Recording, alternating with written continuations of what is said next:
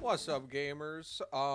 So today we kind of have like a pseudo question. Once again, if anyone wants to ask me questions, go ahead. But today we kind of have a pseudo question going on here.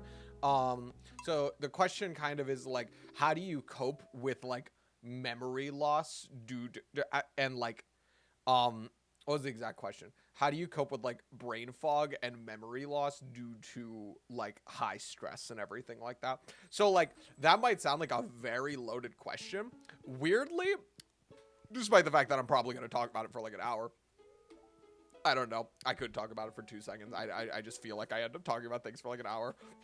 I'm a very rambly person, but like I actually my initial thought process is that it's actually pretty simple.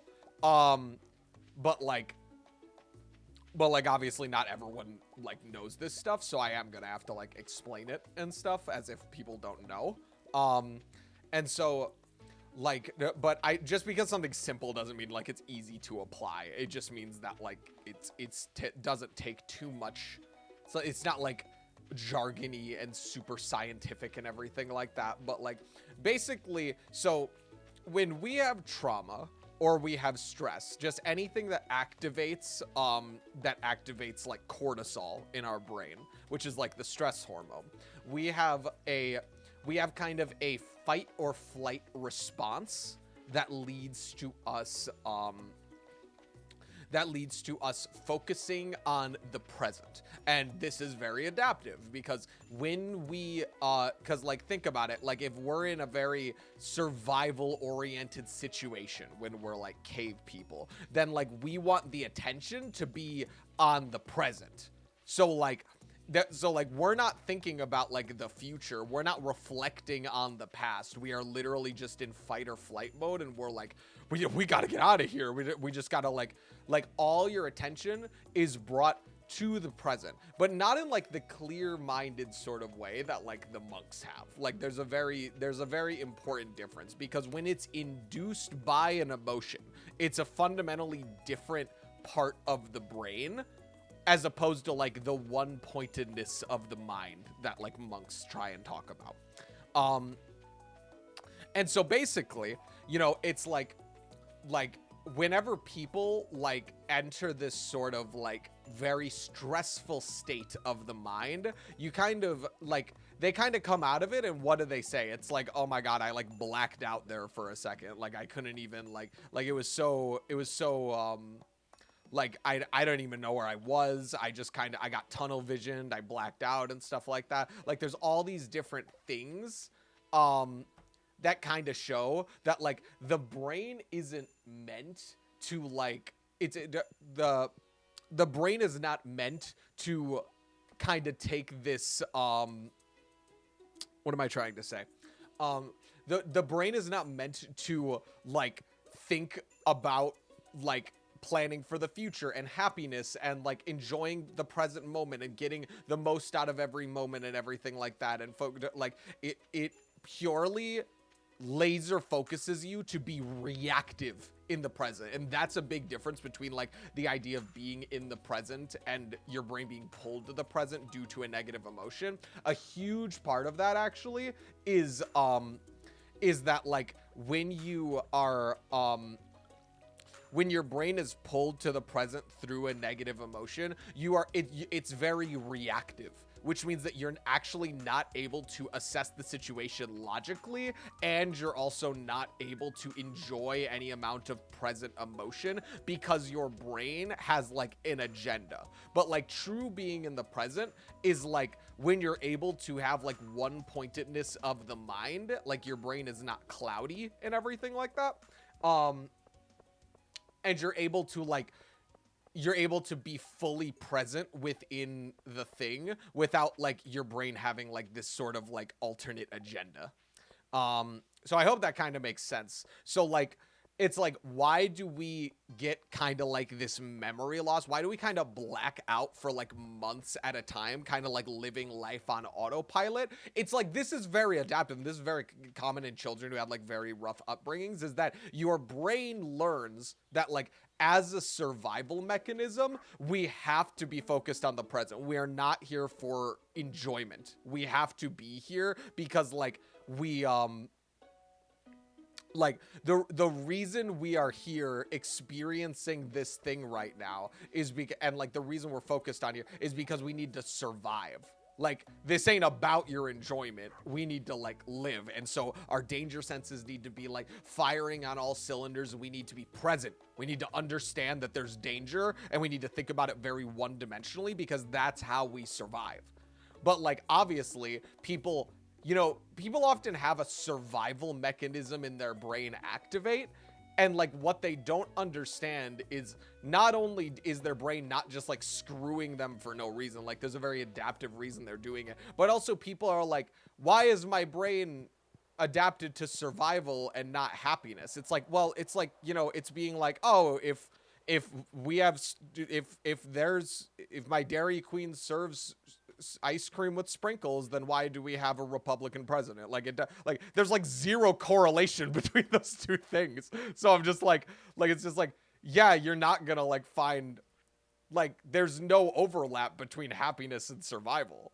Like, they're just completely, it's apples and oranges. And your brain did not survive. We did not evolve and survive and adapt for brains to be happy.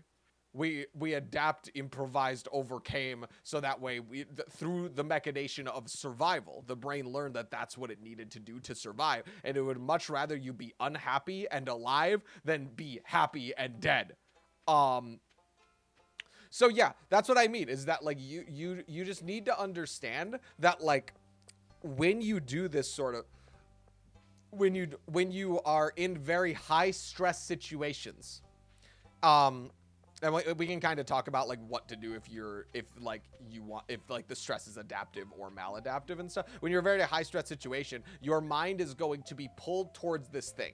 It's not concerned about storing that memory to the conscious brain, and it's especially not concerned about letting the emotions, like letting the full nuanced emotions of it really flood you. It's really just about one negative emotion.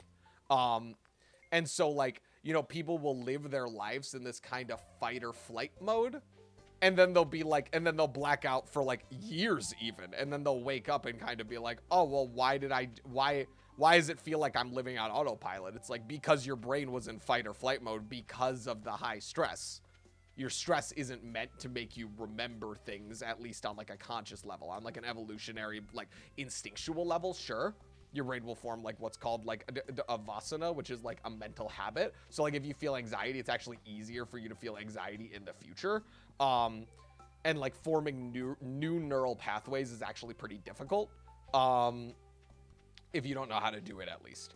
And so, like, this brain fog is kind of like it's kind of hard to like understand it, because like so many people kind of have different, it's kind of more of an experiential thing than it is like a set symptom. But it's just kind of this state of like, it's just, from my understanding as someone who's like, I think experienced like kind of what brain fog is, it's kind of like you're in this state of like lethargic fuzziness. Like, it almost feels like your brain is TV static. Like, it both is producing nothing of substance, and also it's on. Like, it's sapping energy in order to produce nothing. That's kind of my view of it. And so like, when it does that, like, think of like the so like we always think that like, oh, if my brain doesn't come up with anything, then it's just being stupid. But like, think of like the adaptive function of like why it's good to not let your brain wander and be like imaginative and productive and stuff. It's because your brain is telling you that it needs to be focused on the present danger, which is especially bad if your brain can't even sense a danger. Like, because some people just have like, they'll have like generalized anxiety disorder, and then they'll just have brain fog, and like that's really hard for them, because their brain is reacting to a danger that isn't there, and so their brain is going into fight or flight mode, and then they're like, oh, why can't I plan for the future? It's like, because your brain is maladaptively activating in like a way that's like disproportionate to the actual danger of the situation. And so like that results in your brain being like, no, we need to be focused on the now. We need to be focused on the now. There's no future planning. And so like your brain doesn't think about the future. It doesn't plan for the future. It doesn't pay dividends to your future self. It's all concerned about whether or not this present version of you is going to live to see tomorrow. Um and so, this can sometimes be a good thing because if you're actually in danger and you're actually in a bad home life situation, then like that's good that your like brain is hyperactivating with this sort of anxiety like state. But it's not very good for when like, you need to get some fucking like work done and your brain's like, oh, we feel a bad emotion. We need to like soothe this bad emotion. And then so like you just like doom scroll and that scatters your brain and does all this sort of shit. Like, so, you know, like we need to just understand like your brain is equipped for survival, but it only does that as like the first idea. Like we actually as human beings have like the ability to like work against our instincts. Like because like dogs just have to like give into their instinct. We can actually work against our instincts. So this in no way has to be our destiny.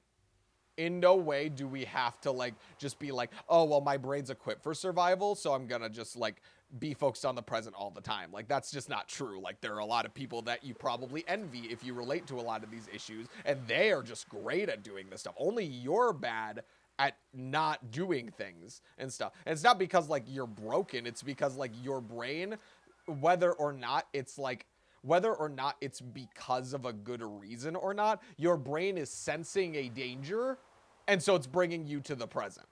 So obviously, if it's not proportional danger and it's screwing you more than it's helping you, then obviously you can work to like process that emotion, sit with the negative emotion, really dissect it. Because like brain fog, from my kind of like subjective understanding of the symptom of brain fog, this is like totally unscientific. This is just like what I see as this is just what I see as manifesting as this sort of thing.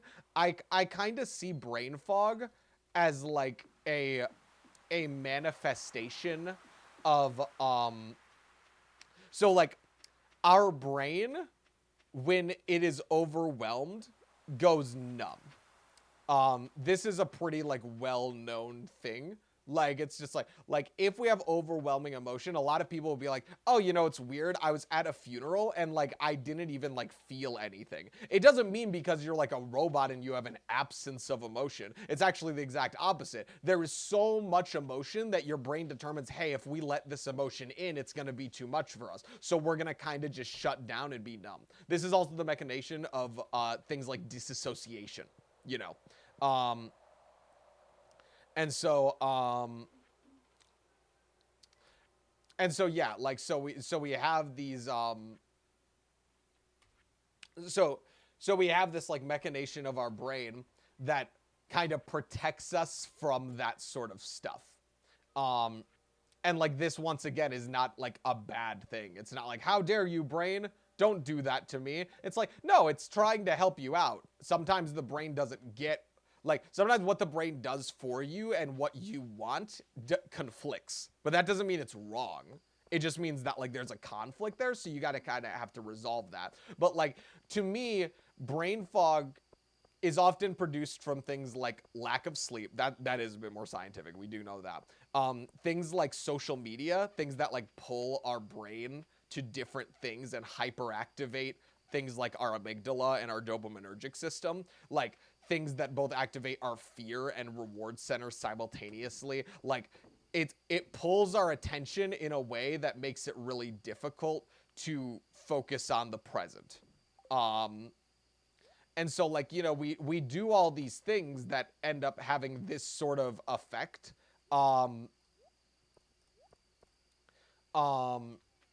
We do all these things that have this sort of effect on the brain, and it kind of culminates in this like unfocused I kind of liken it to being like overtired. Like your brain is sending you the tire signal, but also you can't sleep. So like your brain is sending you a lot of signals, but like you can't really like do anything with it. And so when you feel this brain foggy sort of thing, I think it's due to like your brain may be suppressing emotions, and so learn to like tolerate negative emotions when they come up. Don't self-soothe by like going on social media, as long as you're in like a safe environment and everything like that.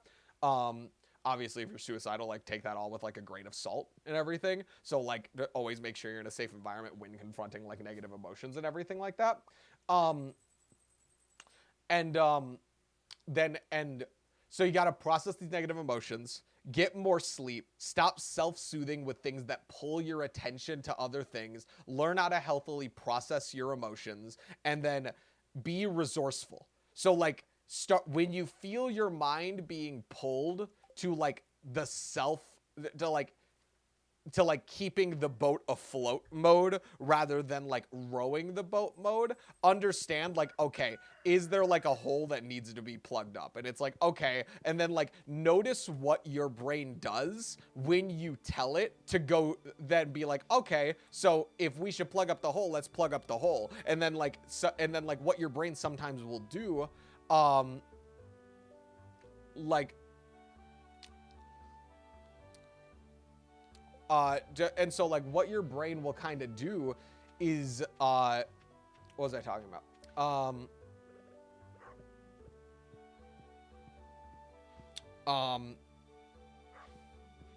What was I talking about?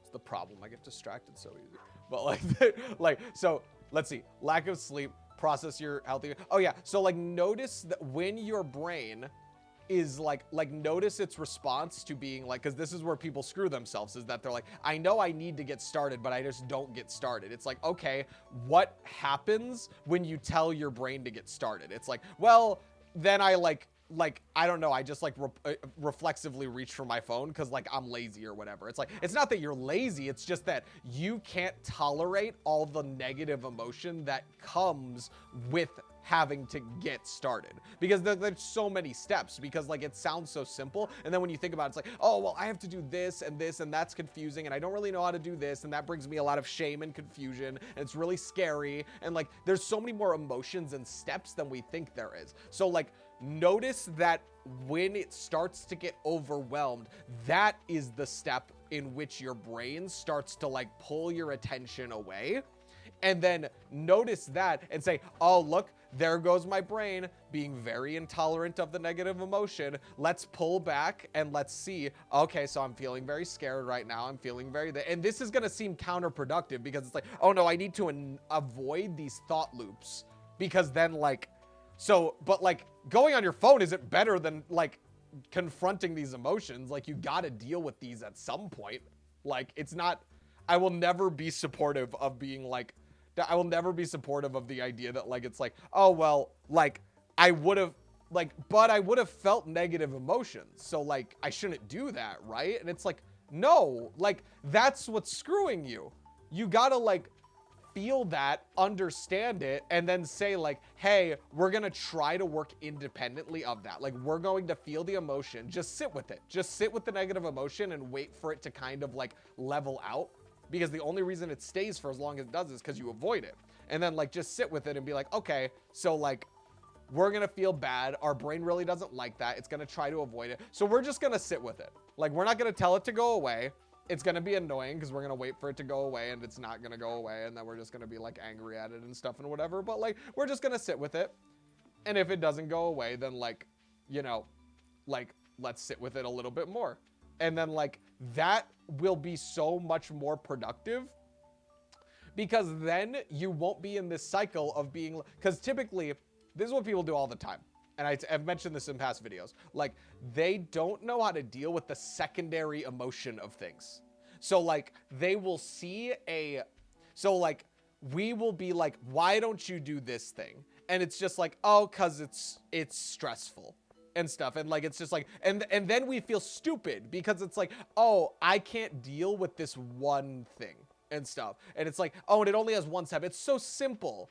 Just like do this one little task and stuff like that. But to their credit, what we then find is that you're not actually just lazy and stuff, because what happens when you start to actually try to do the task, you start to realize that like you're like, oh, actually, I'm feeling this emotion about it. I'm feeling ashamed that I didn't get started earlier. I'm feeling like angry at myself. I'm feeling like overwhelmed because now I'm like, oh no, what, like now even if I succeed, I'm going to be like, oh, you stupid, why did you do that earlier and stuff like that. And now it's even harder because now even if I get it done, my boss is going to yell at me. So it's not even worth it at this point and stuff like that. Like there's so many factors. And like that is what you can't deal with. It's only when you try to get started that all of the huge negative emotions start flooding. And no wonder it's so reinforced that we shouldn't actually try to no wonder it's so reinforced that like we shouldn't try to deal with these negative emotions, because like when we try, we realize how much was pushing us back. So good news is you're not lazy, most likely. Like it's just that like, yeah, and you're not like broken. It's just that like you're not being very cognizant of all of the stuff that comes with the simple quote unquote task. And so once you gain awareness of it, its power will diminish, and the longer you sit with it, the more it will subside. You're giving it power by distracting yourself, because not only are you saying, oh, well, if it produces this much negative emotion, then I'm not willing to deal with that. Which, by the way, like I said, if you can learn to sit with it, it will eventually go away. And like not internalize it, not invalidate it. Like if you truly just sit with it non-judgmentally, it will go away. And like you're like if you just sit with it, then you know like, and you can tolerate it, not only will the negative emotions not control whether you do or do not do a specific activity, but additionally you are going to like it will not only control whether or not you do a specific activity, the emotion will be lessened, which will increase your odds of actually doing the thing. So like you're both simultaneously lowering the enemy's level while also increasing your own level. So I hope that makes sense. Like this is very important to like understand, is that like, and like by distracting yourself, you are not only telling the enemy that you're stronger than it, which gives the enemy power, you are also lessening your own tolerance of it. Because think about it, like it's literally like someone being like, I need to get stronger. And then every time they go to the gym, they're like, oh, it's too hard. And then they don't do it. But like the people who go to the gym, like whenever you get stronger, you increase the weight. And so like that you train with. And so like, being at the gym is actually like the same level of like physical exhaustion for everyone, because like you increase the weight proportional to your strength, so that way it's like equally hard. But like all these people who don't are like, they're like, oh, I'm just not going at the, I'm not good at being at the gym because I'm not strong. It's like, bro, you adjust the weight to how strong you are and stuff like that. But like these people are just, who don't want to do anything, they're just like, oh well, I just like don't do anything because like I never go to the gym because like I'm weak. I don't do these activities because like I'm just simply not disciplined enough to do it and stuff like that. Like it's just like, or I can't deal with the negative emotion that comes with it. Like, dude, just sit with it. Like literally just sit with it. Stop avoiding it. Like people will literally be like, why is this force in my brain so strong? And then you will literally give into it every time and give it the power that you don't want it to have. You don't even have to defeat it right away. Just learn to sit with it, because you've built up so much karmic negative energy. And I don't mean like I don't mean this from like a very like, you know, like weird spiritual thing. I'm literally saying that like every time you suppress your emotions, they grow stronger and stronger. And then like the emotional energy doesn't diminish. It like it's and hides and comes back with all the force that you have now let it build up. And so it's going to hit you like a truck at first, but at least start making some progress by learning to sit with it, you know? So yeah. So like when our brain gets like pulled to the present, it results in all kind. Hey, chaotic chemistry, what's up? I'm talking about like brain fog, and because we had a question that's kind of like an informal question. Um, but but it was like how do I deal with like brain fog and like quote unquote memory loss due to high stress? And I'm talking about how like when we get cortisol, when we get like the stress hormone, it like I'm doing good. Just in general, like when we get the stress hormone, our brain gets pulled to the present because it's controlled by the negative emotion. And so our brain kind of like demands that like we our brain kind of demands of us that it's like, okay, we need to focus on the here and now. We don't have time to worry about future Dylan. We have to focus on now Dylan to make sure he survives, because that's a very adaptive survival mechanism. But like what this ends up doing in our life is screwing us, because now when we're just focused on helping present us and we never sow seeds for our future self, that leads to future us getting screwed. Because like you're like, I need to change my life. And then like it's like, okay, I'm gonna try and change my life. And then like and then you're like, well, okay, do you want to start now? And it's like, no, because I need to take care of present me. And it's just like, okay, then how do you expect future you to ever be better? And so it's like our brain is kind of caught between surviving in the present and cultivating a future that we can be happy with. And like when these two things are in conflict, this creates a lot of cognitive dissonance. This creates a lot of emotional distress, because what we want and what we do, what we want to do and what we do it doesn't make sense. And so we come up with all these explanations like, oh, I'm lazy. Like, to me, calling yourself lazy is like a lazy wording. Like, it's very unscientific.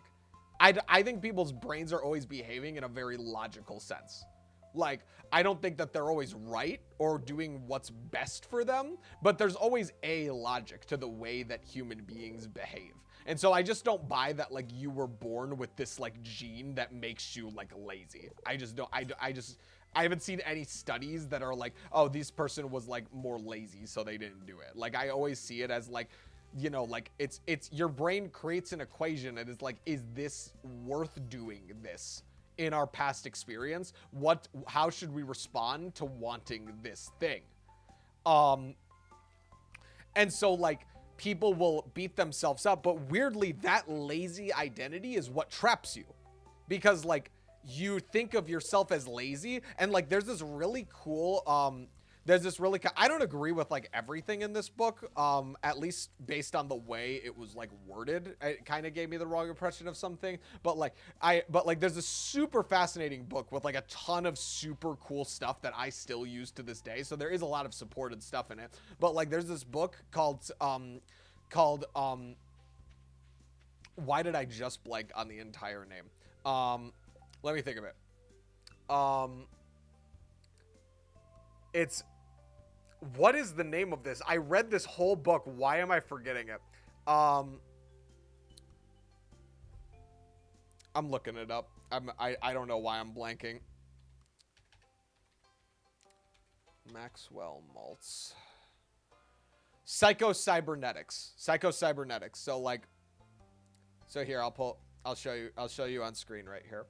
So Psycho-cybernetics is like a really cool book. So it's actually made by like this guy who's like a plastic surgeon. And like, oh yeah, cosmetic surgeon right here.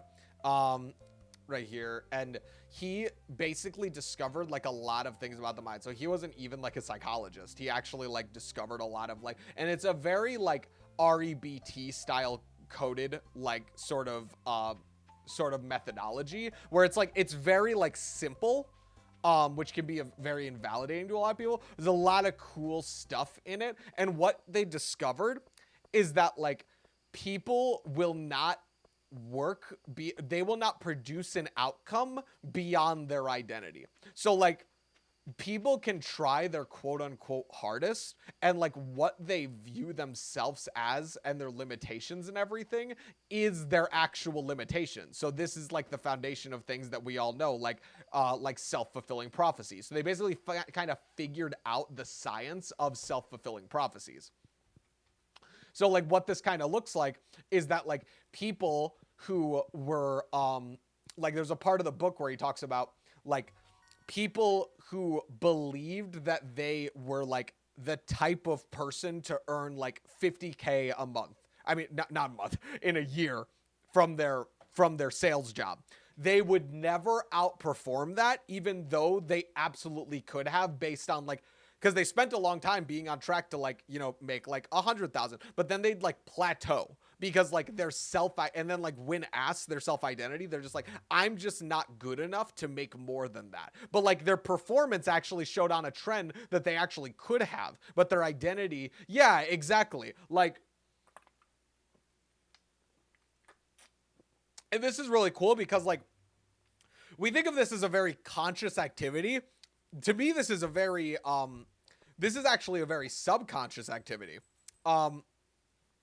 Because like you think about the because you think about that person, they do not wake up and make the conscious decision to internalize that belief. It is just simply a belief.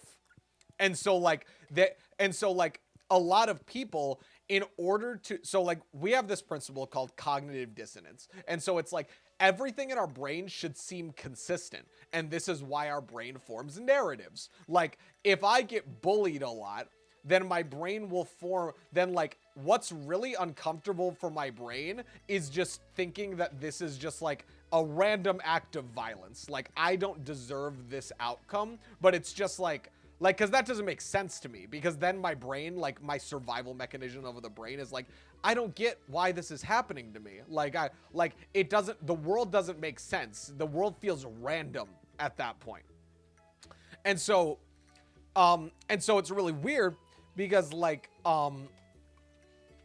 because then the brain will do this funny thing that like we all consider to be like our brain bullying us, but this is why it's actually not trying to do anything bad. It's actually, so like in order for the brain to feel like the world makes sense, which by the way is adaptive because we want to feel like the world makes sense because that's how we feel safe in our environment.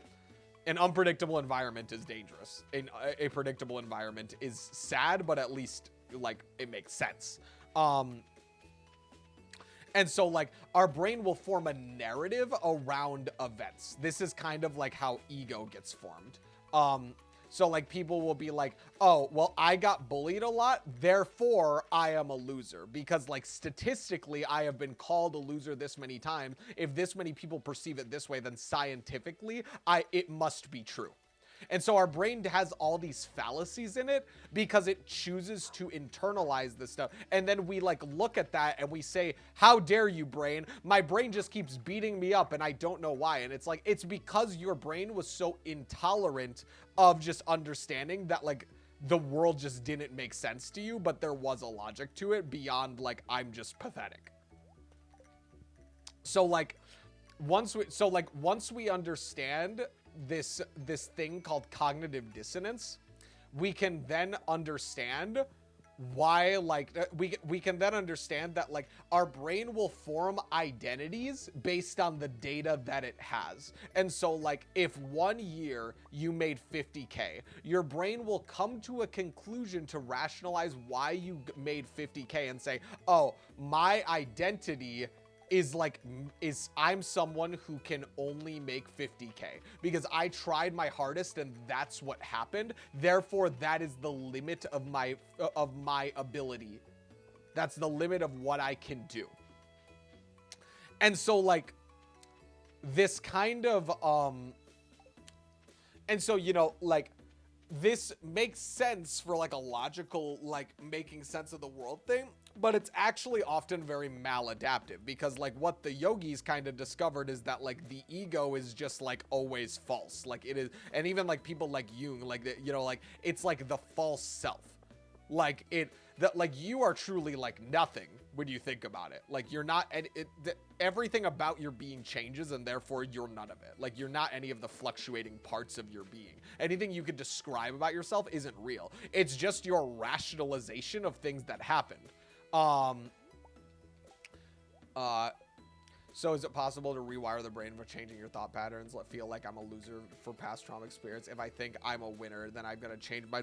So my perspective on that is yes, but the way you described it at the end is incorrect. At least it's like a wrong way to go about it, in my opinion. So like, a lot of people will have this sort of self-talk process of being like, if I have negative thoughts, then the way I should combat that is with more judgments that are the opposite. So like, if we have negative view of ourselves, we should confront that with a positive view of ourselves. And like, that makes sense, right? Because we're always told, like, whenever we're down on ourselves, what do our friends do? Our friends are always like, no, man, you're a winner. Like, they try and make you feel better through judging you more. But like, in the yogic tradition, in Eastern perspectives, both of those ideas are both equally bad. And I agree with that, actually. Like, because those are both forms of identity. And what did we just talk about? This is how identity traps what you do. Even on a subconscious level, if you're not careful. If you only subconsciously see your ability as a certain thing, even if you consider that, even if you're like, man, I make 50K, that's pretty good. Like, it's not like, oh, I'm only making 50K. Like, for 50K, that's really good, especially due to, like, the average income. So a lot of people would say that and be like, oh, hell yeah, you make 50K, you make 50K a year. That's awesome. Like, but if the problem is that, like, regardless, you are not actually in reality. You are not actually analyzing the situation for what it is. It is all coded in a layer of your own self-perception due to the rationalizations of things that came before. And a lot of people who self-describe themselves as logically minded will fall into this trap more easily because their brain is so data focused that they're like, oh, well, so they'll use it to like justify, in the same way that people like manipulate statistics by like forming weird conclusions based on, like, they make correlative conclusions for things that they make causative conclusions for things that are simply correlative and have no causative factors in it. They'll be like, oh, well, my proof for why I'm a stupid person is that I was supposed to do my homework and I didn't. And it's just like, that doesn't say anything about you. That's literally just what happened, and then your brain formed a conclusion. And this is what people like, I forgot her name, but she formed through Eastern perspectives, she was actually the person who made dialectical behavioral therapy, and that actually operates on like a non-judgment sort of like that operates on like an axis of non-judgment. And so like, instead of positive affirmations, I'll call them, instead of being like, oh, well, my brain thinks I'm stupid, so instead I should call myself a winner. Your brain is going to call BS on that. Like, your brain is going to immediately be like, I'm just lying to myself. Like, because you kind of are, because you don't believe it. You're telling yourself that to serve a grander purpose. That's not like genuine. That's not from you. You're just trying to like lie to yourself to have a greater outcome. Simply, instead, what I would recommend is simply just telling yourself like, oh, okay, my brain thinks that, like, just simply understand that like two things can be conflicting, but just understand that your brain has a layer of coloring the situation. So like, what a lot of people do is that they see their brain getting mad at them and they say, oh, I'm so stupid. And what they do is they invalidate that emotion through positive affirmations. So they'll say, actually, no, I should be positive. I should say, I'm actually really great. I'm a good person. Everyone likes me. I'm actually not a loser at all. Everything I've ever done is great. I'm awesome. I'm glad to be me. And like, what does that do to the ego?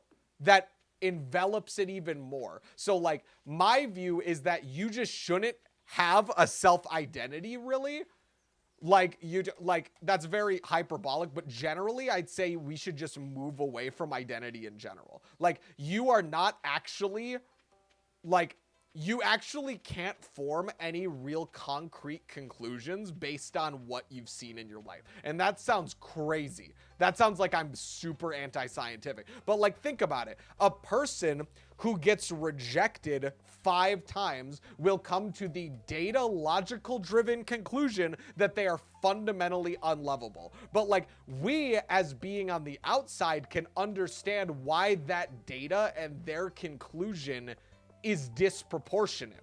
But when you form conclusions about yourself, you are falling into this exact same trap.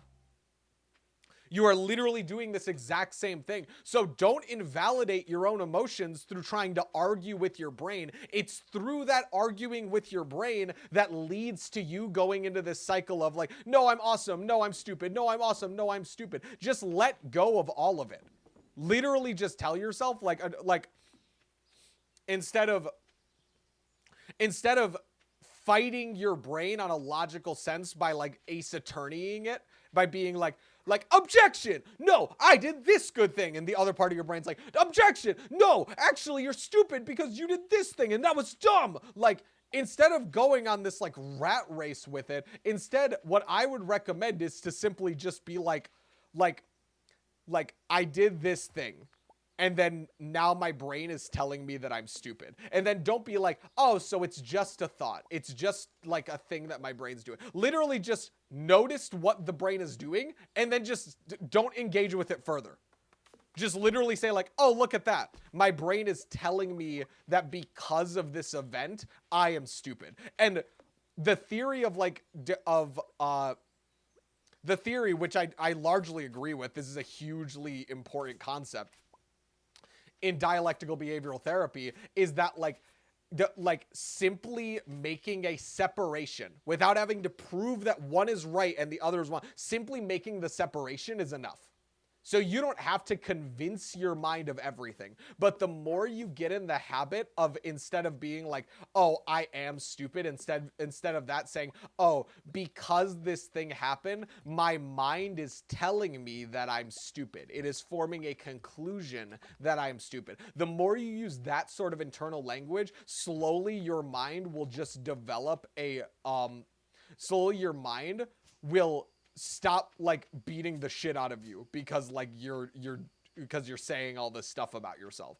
Like, don't fight with it. I've met so many people and I've helped a lot of people who are like, yeah, I mean, I try to be positive and I try to convince my brain that it's wrong for thinking that I'm stupid. And I'm like, that's where you fail. Because the brain, through getting mad at you, is trying to coerce you into an argument. Because it's trying to convince you that unless you argue with it, you're proving that it's right. You're admitting defeat. But like, think about it. Like think about the truly strong people. Like, we think of someone who's like easily provoked and being like, oh, what are you, chicken? And then the other person's like, grr. Like, we think of that person as like a hothead. So like, why are you doing that with your own emotions?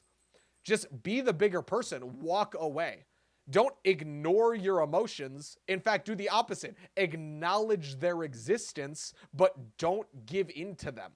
Do you guys get how fighting against your emotions is a form of giving into them? Because they wanted you to fight with it. Because your brain has already formed the conclusion. It's already decided that it thinks that you're stupid. And so you're not going to get anywhere through arguing with it. You're literally not going to get anywhere in life by just arguing with the emotions. You are literally only going to just like make your brain be like, aha, now that we've gotten you to debate and we've got all the data of why you're stupid, now we're going to win. And this is why your brain always wins. It's not a skill issue because you're just too stupid to realize that you're awesome. It's actually that the skill you need to learn is not better debating skills for your brain. The skill you need to learn is internal pacifism. You need to like just see that your brain has formed a conclusion about you and say, okay, that part of my brain is really angry at me. Anyways, I'm, as a person, going to act independent of that.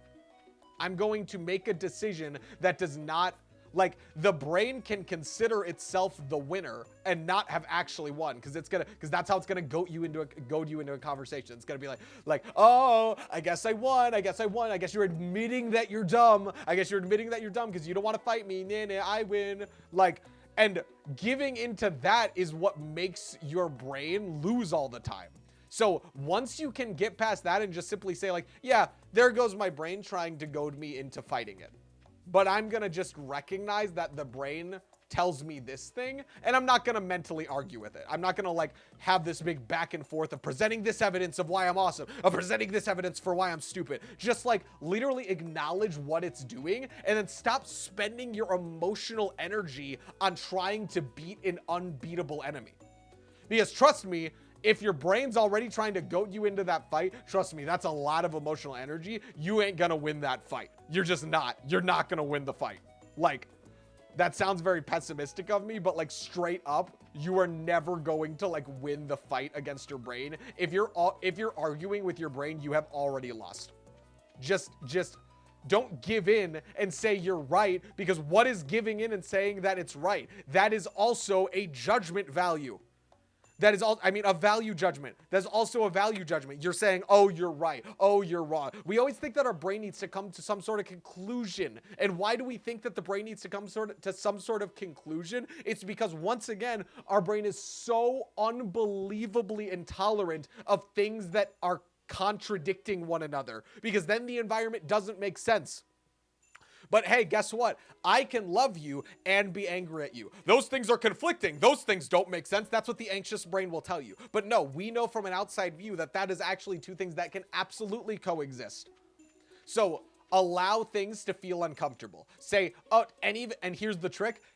When that happens, literally just say, oh, look at how uncomfortable my brain is at the idea of these two conflicting things coexisting. Look at how uncomfortable it is. It's squirming. It's no, we need to come to a cozy...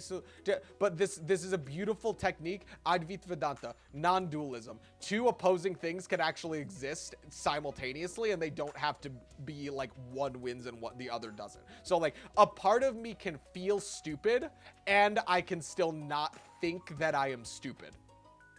So yeah, get it. Basically, just accept what your thoughts or feelings are saying to you and make a correlation between the event and the thoughts and feelings that you're having. Make a correlation between the event and the thoughts and the feelings you're having. Yeah, exactly. Understand, because this thing happened, my brain is coloring the situation to say, oh, because this girl rejected you, you are ugly.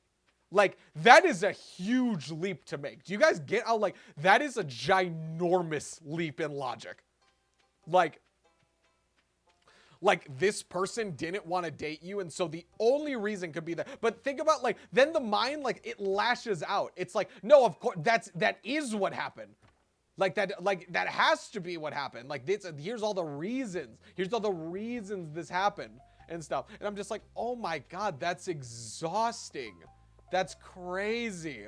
So yeah, he noticed that, when you, the girl who made dialectical behavior therapy and the guy who made psycho-cybernetics, they kind of realized that the ego and sense of self kind of contributes to the limitations that you place on yourself.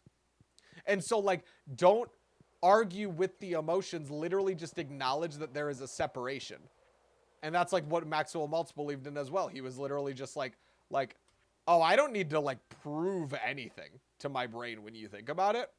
I just don't need to prove anything to it. I don't need to tell it I don't need to argue with it. I can just understand oh, because I only earned this much last year, my brain has attached a value and therefore a limitation to do that. Because once again, to explain it even further, why does our brain place limitations on us due to ego? That is also adaptive. Our brain doesn't want us to waste energy. It wants to conserve energy. But in a modern society where it's okay to waste energy, it's okay to waste energy, quote unquote. like this screws us, because then we don't do what we want to do because our brain is so intolerant of doing things that could fail. This is what leads to a perfectionist mindset. If someone's a perfectionist, how much do they actually produce compared to someone who if if someone's like that, how much do they produce compared to someone who isn't perfectionist? Not a lot, because they're so intolerant of things not being created. And so, like, understand that, like, your sense of self leads to limitations, even if those limitations are like you think that they're boundless. Like, someone who just looks at reality for what it is, someone who looks at reality for what it is not going to ever someone who looks at reality for what it is not going to be like, oh, well, I should expend this much effort because of blah blah blah reason and stuff. Like, they're just going to be like, okay, look, I can do this, and then that's it. It's just like, I can do that. And so, yeah, like that. So just like, you know, like, think about how much effort we go through to like stop our brain from thinking that the world actually isn't just a one-dimensional place where like only certain things can exist like this and everything like that. Like, that's exhausting. So like, once you're able to tolerate the uncomfortableness of not having a concrete, simplistic narrative of reality, life becomes so much more creative and fun.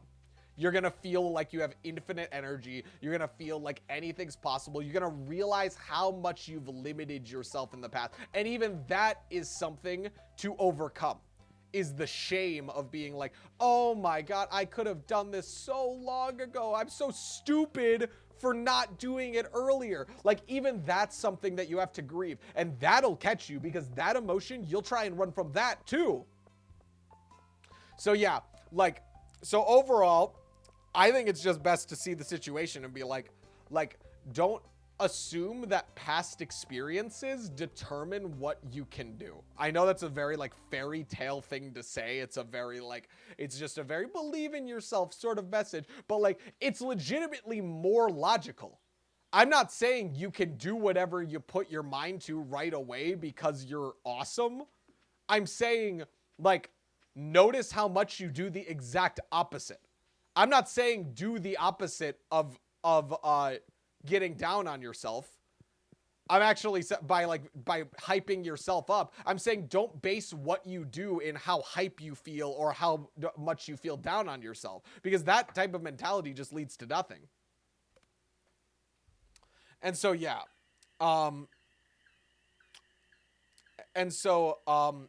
So my kind of view is that, like, with brain fog in general,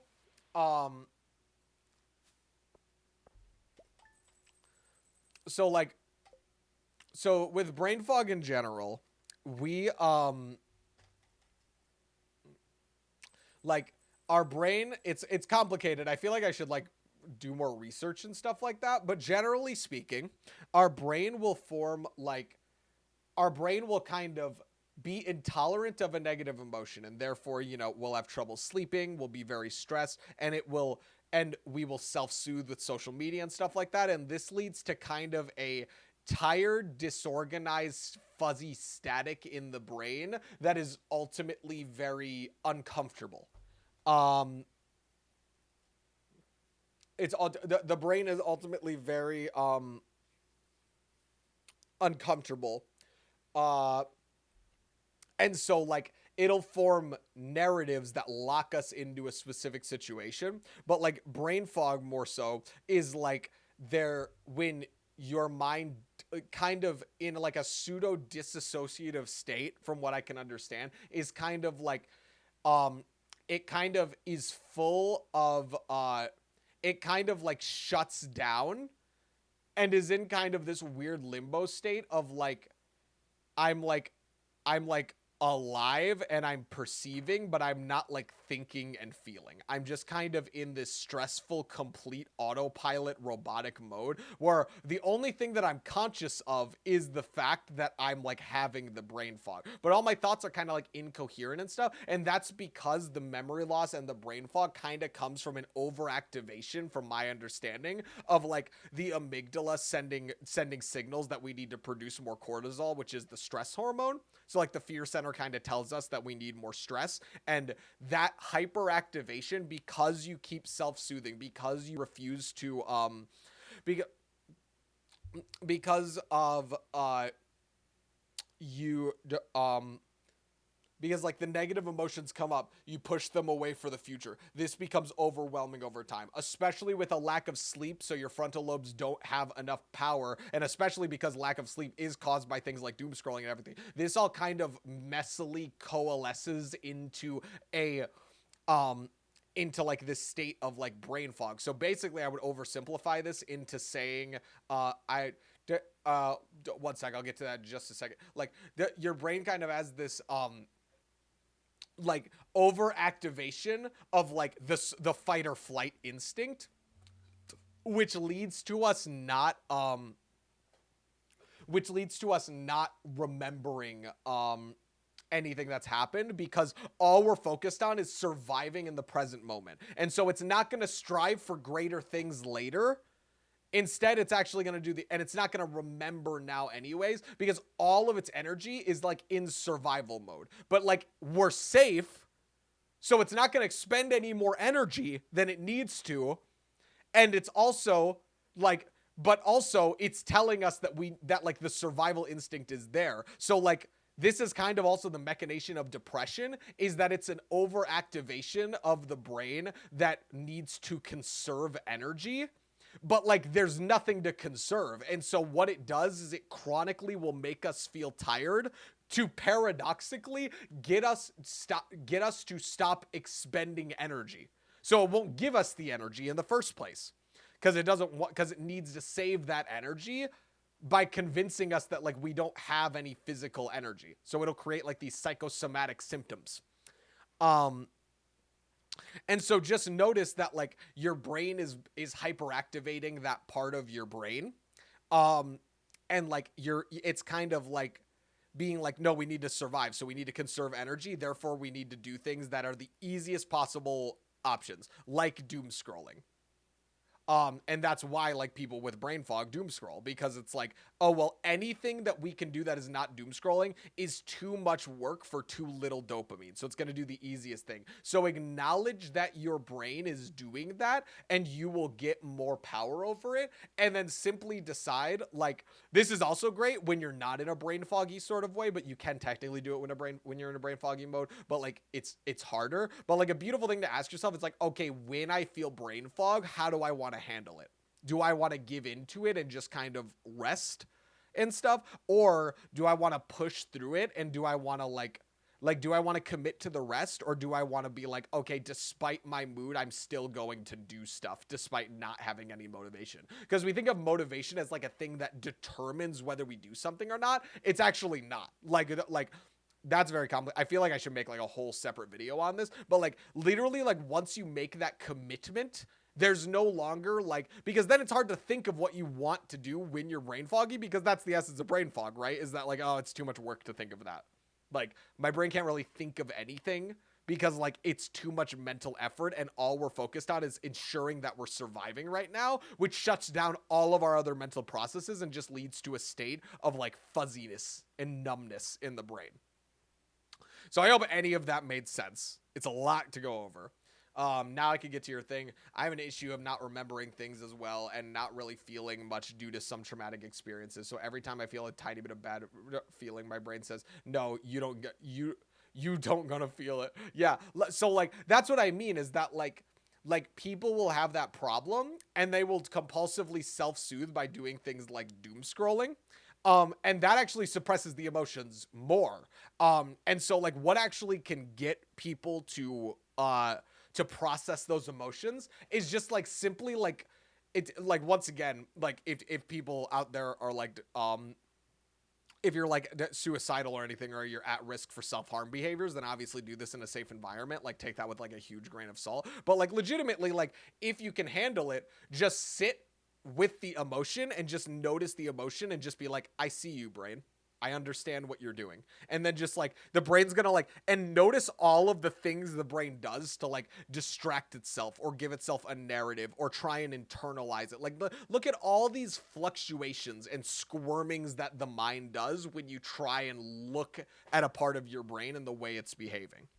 Because like what does it do when you look at a part of your brain? It diminishes its power, which means, and like think of those parts of your brains as like living organisms. Like of course the brain is going to try and like preserve parts of itself that you are trying to get power over, because like if a survival mechanism sees that you're trying to overpower it, it's gonna try and overpower you now with all these different sneaky little psychological things, because it's like we're under threat.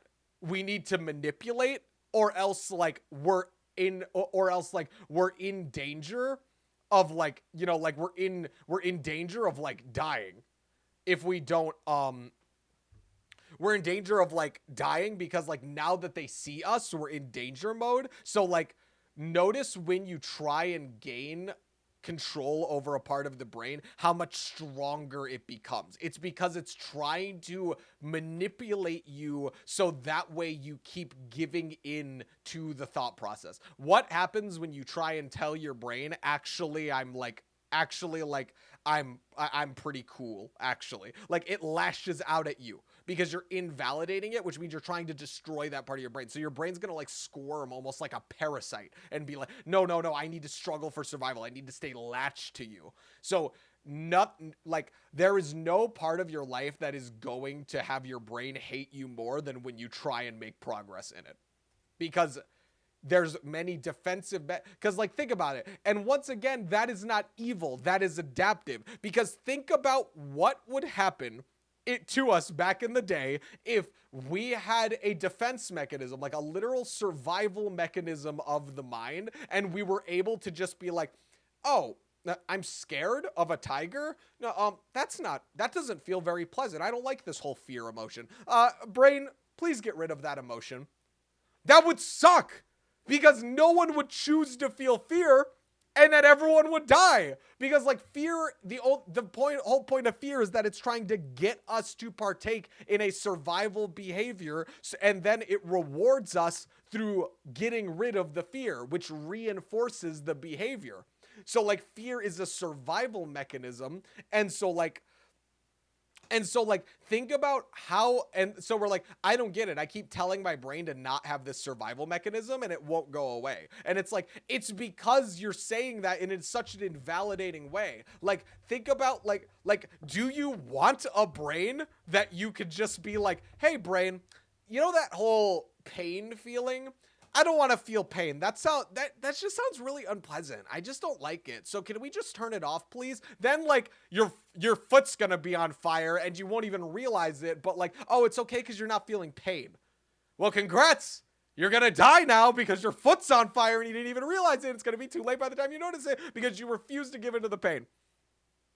So like, if there's any takeaway, I want you to understand that like the brain is like adaptive. Like it has these features for a reason, even though they are incredible. Just because something is pleasant doesn't mean it's good. Just because something's unpleasant doesn't mean it's bad. Like your brain is doing these survival machinations, and it doesn't mean you should just give into them.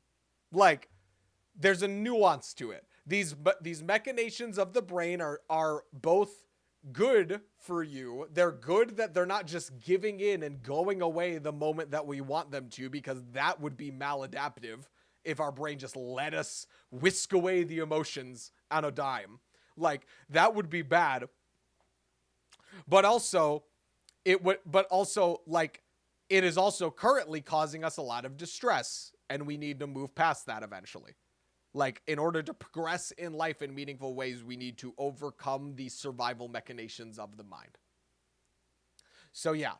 So, brain fog, memory loss, because your brain gets pulled to the present because its survival machination is activating. That is that creates a vicious cycle because your brain will not want to do anything besides doom scroll, because that is adaptive for survival, because it's like, oh, we just need something to like because your brain will be intolerant of the negative emotion, and your brain will be sapped out of doing anything that is going to exert energy for a purpose that is not purely based in survival. And nothing's more instinctual than just chronically snorting that dopamine, just wanting that dopamine over and over and over again. So it's going to doom scroll, which will lead to you suppressing the emotions more, which will make them more overwhelming in the future. And then because you can't sleep right because you're so stressed all the time, that will lead to your frontal lobes diminishing in power, which will reduce their ability to actually deal with the negative emotions that you keep building up over and over and over again.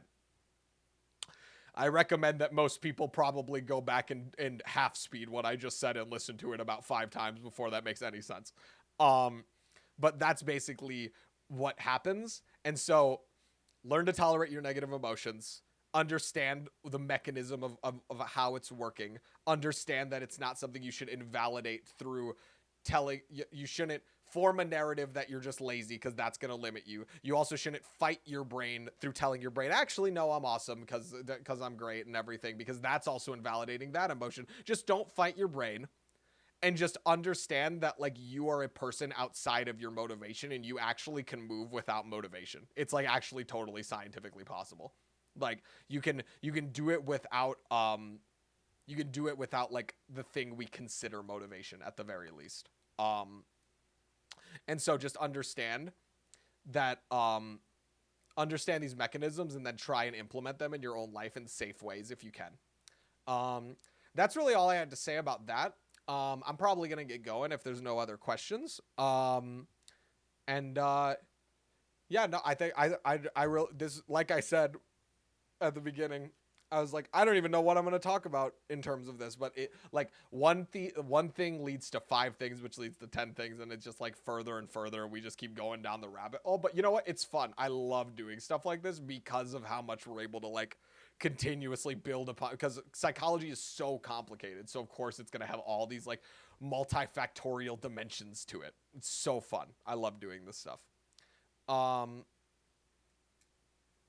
yeah. So, yeah, if there's no more questions, then thanks for coming out. And I'll just talk with you guys